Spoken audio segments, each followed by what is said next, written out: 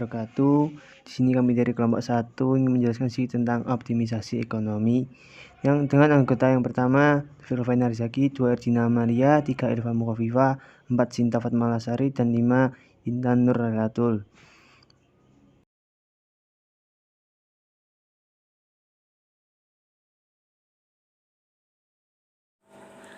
A.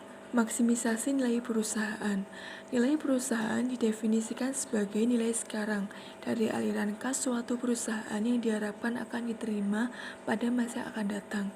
Nilai perusahaan sekarang adalah nilai dari laba yang diharapkan akan diperoleh pada masa yang akan datang yang dihitung pada masa sekarang dengan cara mendiskontokannya pada suatu tingkat bunga tertentu yang bisa ditujukan seperti berikut ini.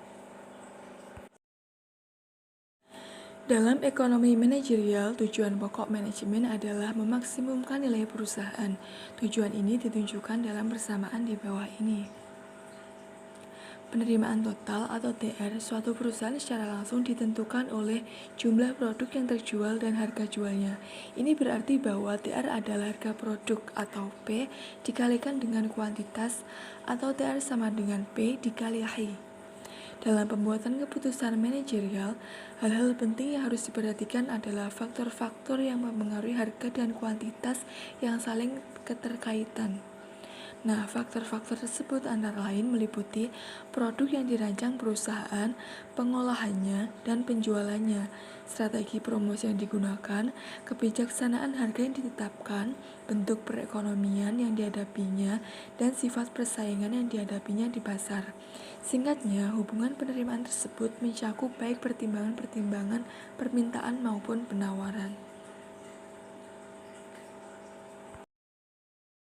Yang selanjutnya adalah metode penyajian hubungan-hubungan ekonomi.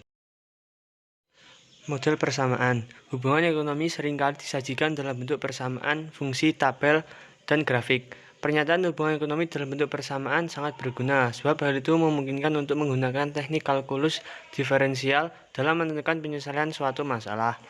Tetapi, jika hubungannya kompleks, maka model persamaan diperlukan agar seseorang bisa menggunakan alat analisis matematis dan simulasi komputer dalam memecahkan masalah tersebut. Untuk rumus model persamaan yaitu TR sama dengan F kecil dalam kurung Q. Untuk grafiknya bisa dilihat sebagai berikut.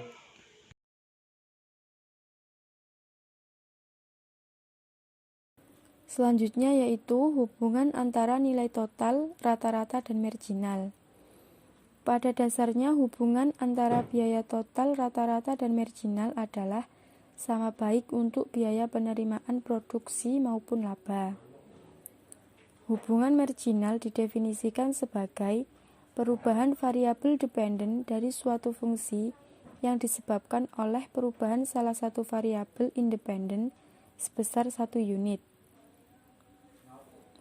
Hubungan antara nilai rata-rata dengan marginal juga sangat penting dalam pembuatan keputusan manajerial, karena nilai marginal menunjukkan perubahan dari nilai total.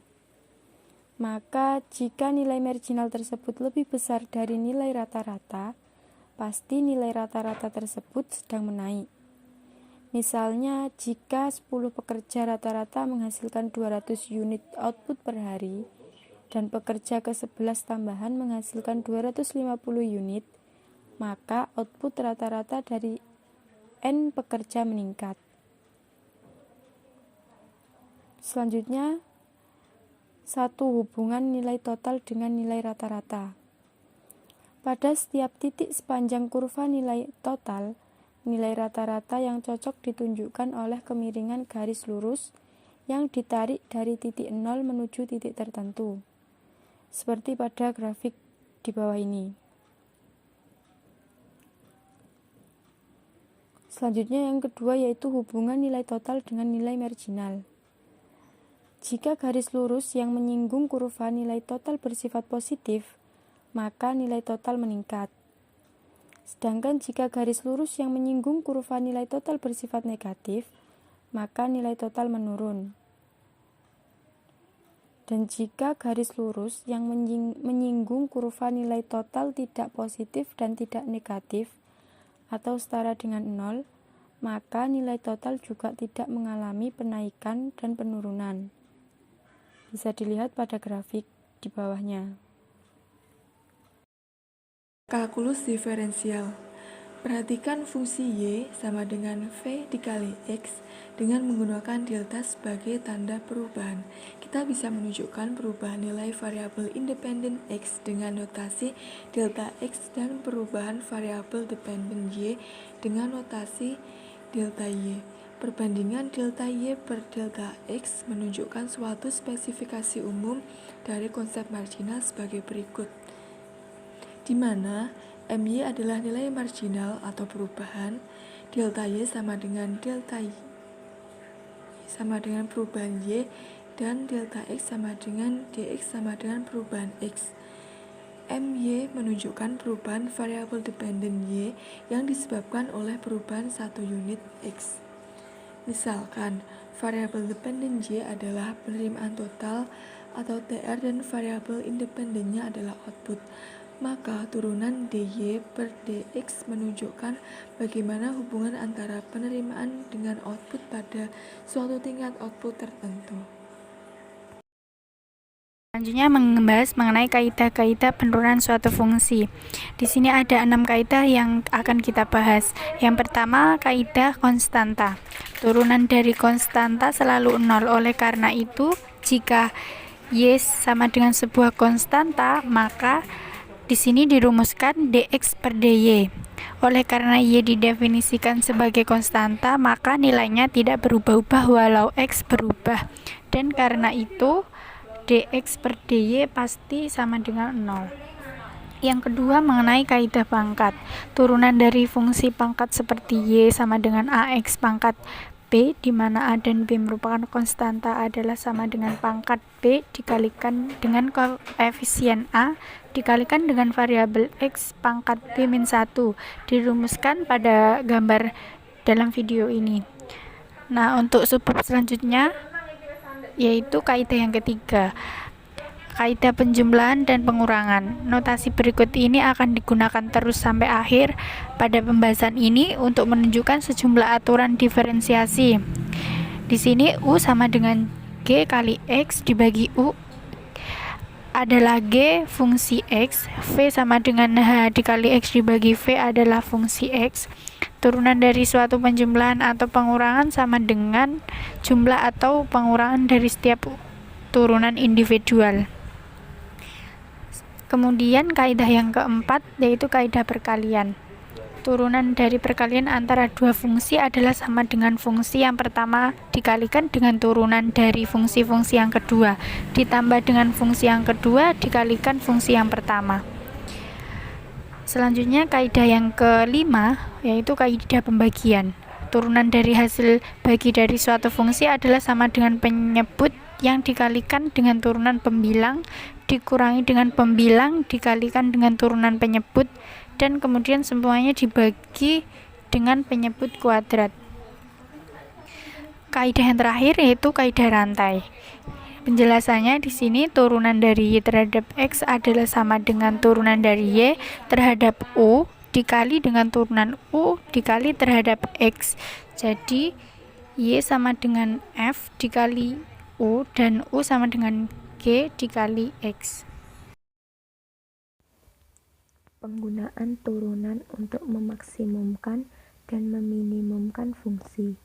Proses optimisasi seringkali mengharuskan seseorang untuk mendapatkan nilai maksimum atau minimum dari suatu fungsi.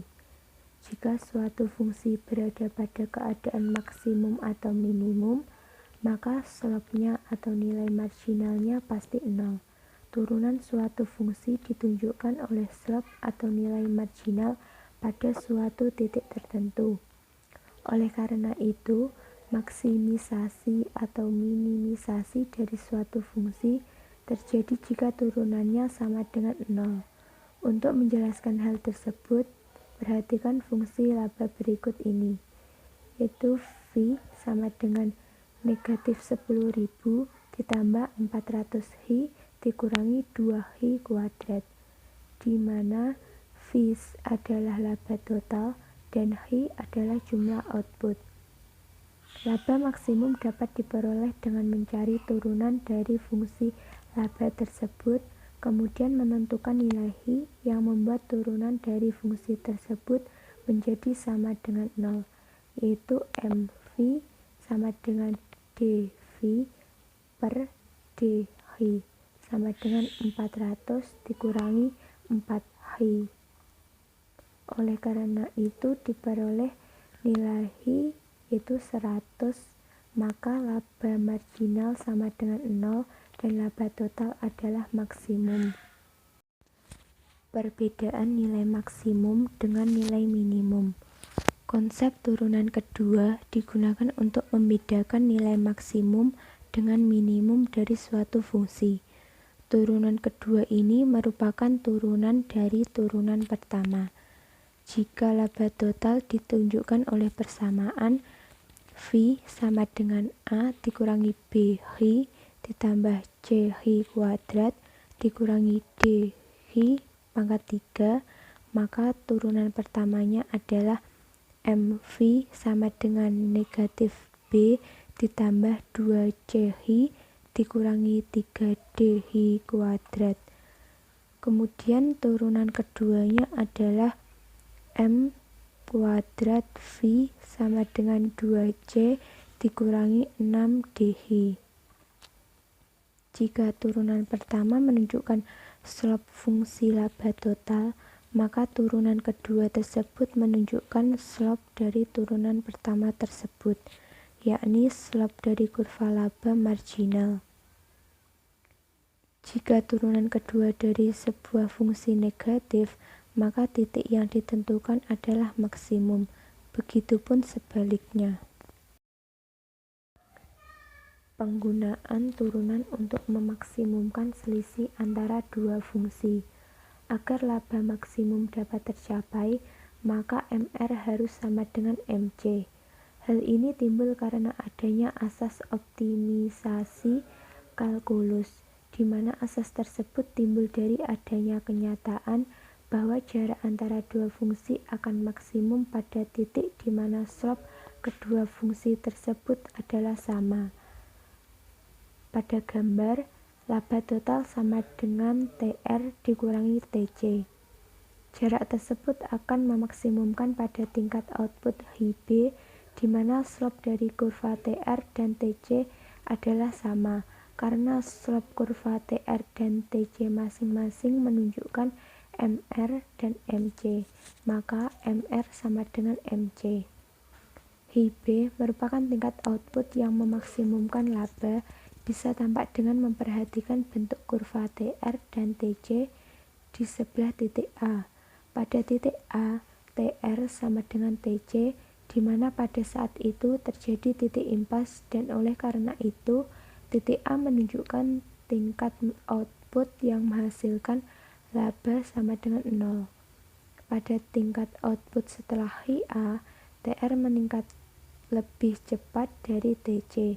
Dengan kata lain, MR lebih besar dari MC. Jika slope TR sama dengan TC, maka kedua kurva tersebut adalah akan sejajar. Keadaan tersebut terjadi pada tingkat output HIB. Setelah melampaui HIB, slope kurva TC lebih besar dari slope TR, atau MC lebih besar dari MR, maka jarak antara kedua kurva tersebut mengecil dan laba total menurun. Terima kasih atas perhatiannya. Kurang lebihnya mohon maaf. Wassalamualaikum warahmatullahi wabarakatuh.